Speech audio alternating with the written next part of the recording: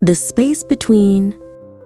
Orion lived by the sea, where the horizon stretched on forever, a line dividing the ocean from the sky. He was a photographer, and his lens was always searching for beauty in the quiet moments, the way the light hit the water, the texture of a weathered rock.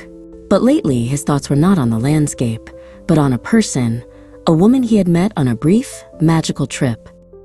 Elara lived in the heart of the city, where the horizon was a jagged line of skyscrapers. She was a writer, and her words were always searching for the truth in the noise, the rhythm of the traffic, the hum of conversations. But lately, her thoughts were not on her work, but on a person, a man she had met on a brief, magical trip. Their week together had been a perfect, fleeting bubble.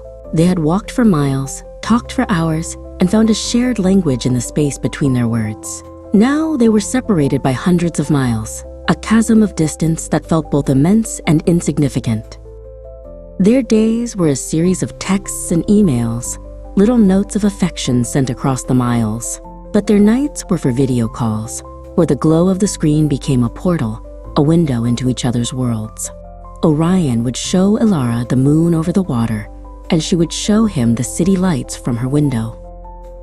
Elara would listen to the sound of the waves in the background of Orion's calls, and he would hear the distant sirens of her city. The distance was a constant, a quiet hum beneath every conversation, but their connection was a vibrant, living thing, growing stronger with every shared laugh and every whispered secret. But sometimes, the miles felt heavy.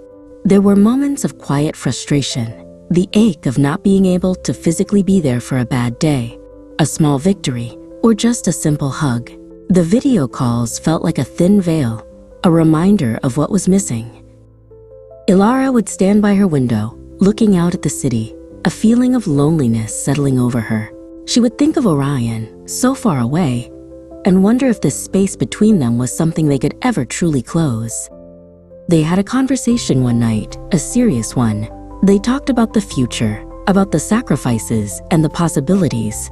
There was no easy answer, but there was a shared resolve, a quiet determination to find a way to make it work, to bridge the gap between their two worlds.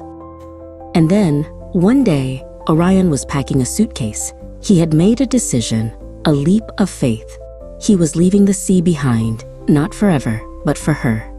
He held a plane ticket in his hand, a small piece of paper that represented the end of the space between them. Elara was waiting for him at the station, her heart a drumbeat of anticipation.